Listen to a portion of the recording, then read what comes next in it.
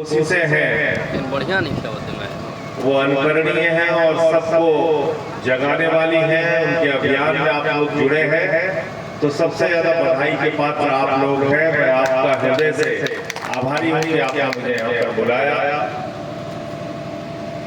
दिल्ली से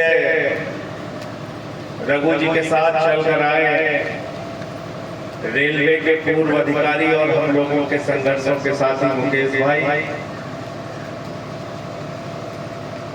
मैं सबसे पहले इस पवित्र जमीन को नमन करता हूँ।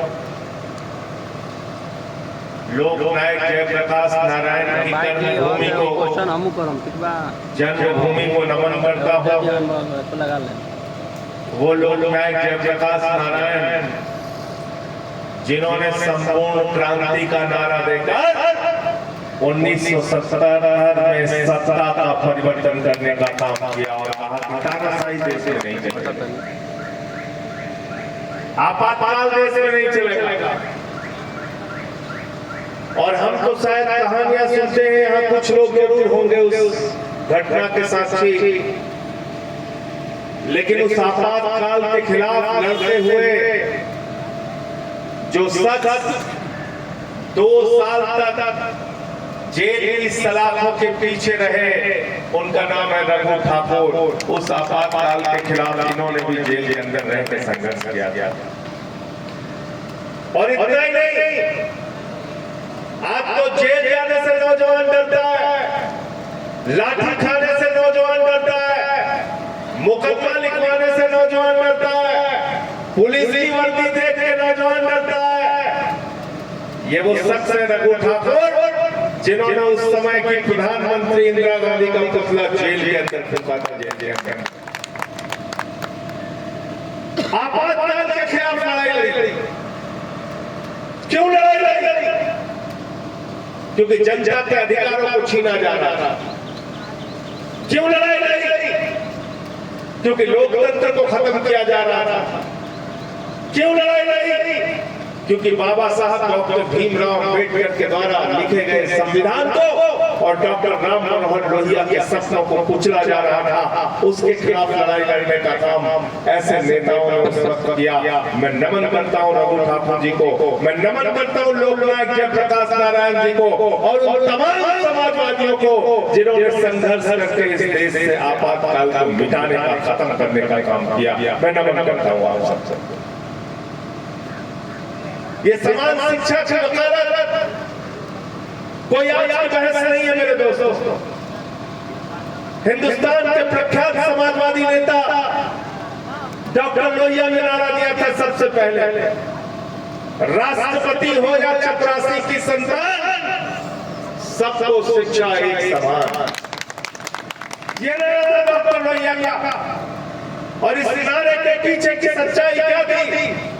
क्यों डॉक्टर लोहिया चाहते थे कि राष्ट्रपति का भी लड़का उसी स्कूल में पढ़े जिस स्कूल में चपरासी का बच्चा पढ़ने जाए? क्यों डॉक्टर लोहिया चाहते थे कि डीएम का बच्चा भी उसी स्कूल में पढ़े जिस स्कूल में मास्टर का लड़का पढ़ने जाता है? क्यों डॉक्टर लोहिया चाहते थे कि बड़े से बड़े अमीर का बच्चा और गरीब का बच्चा एक जैसे स्कूल में पढ़े? तो समान शिक्षा की वकालत क्यों करते थे? उसकी सबसे बड़ी वजह यह थी कि अगर डीएम साहब का बच्चा उसी सरकारी स्कूल में जाएगा जिस सरकारी स्कूल में बलिया के मजदूर का बच्चा जाएगा, तो डीएम साहब इस बात को सुनिश्चित करेंगे कि सरकारी स्कूल की व्यवस्था प्राइवेट स्कूल से बेहतर हो। इसलिए समान शिक्षा जरूरी है। इसलिए समान शिक्षा जरूरी है। और क्या हालत हो रही उत्तर प्रदेश के अंदर?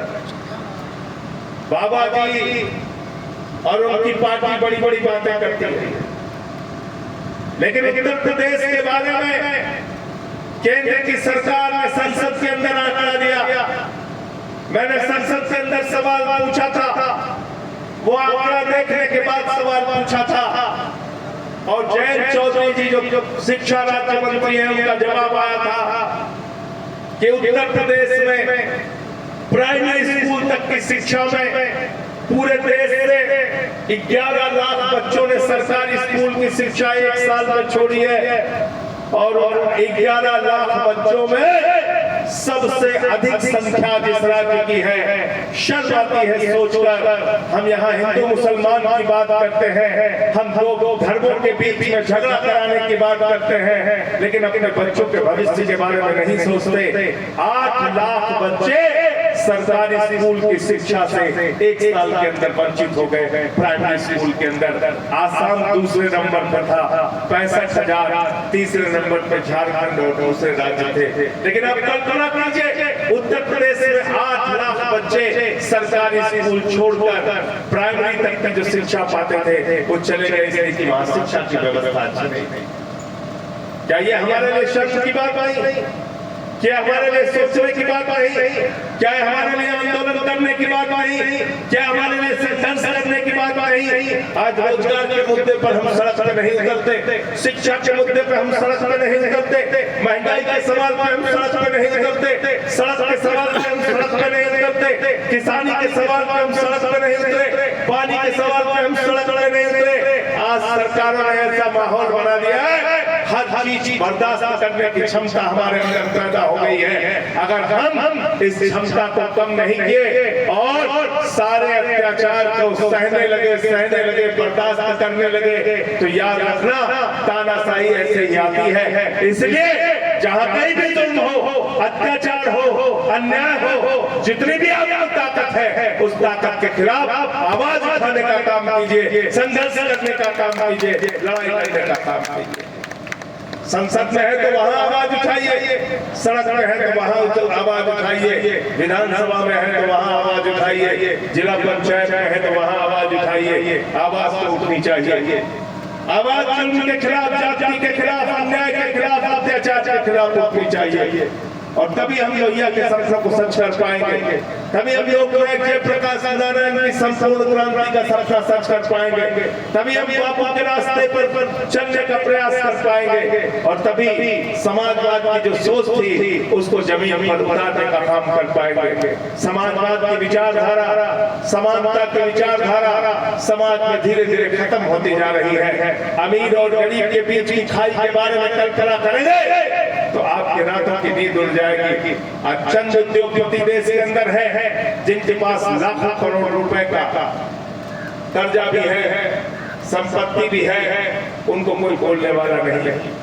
आकाश में चले जाइए तो हवाई जहाज उनका है, जमीन पे आ जाइए तो एयरपोर्ट उनका है, समुद्र में चले जाइए तो सी पोर्ट उनका है, पाताल में चले जाइए तो कोयला उनका है, गैस उनकी है, बिजली उनका है, पानी उनकी है, सड़क उनका है, सब कुछ उनका है।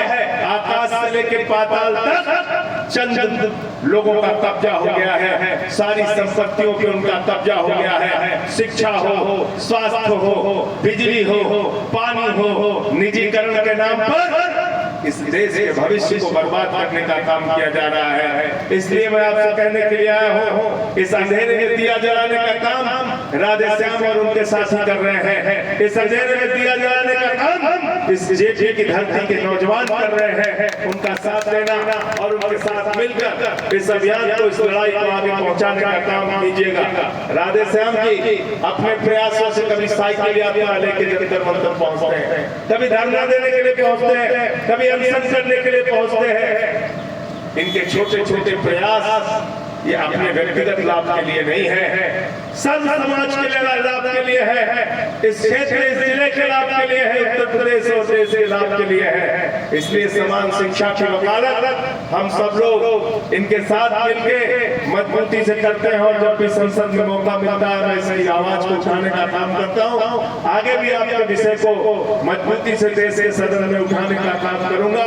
बहुत बहुत शुक्रिया, बहुत बहुत धन्यवाद। इंकलाब जिंदाबाद, समाज शिक्षा जिंदाबाद।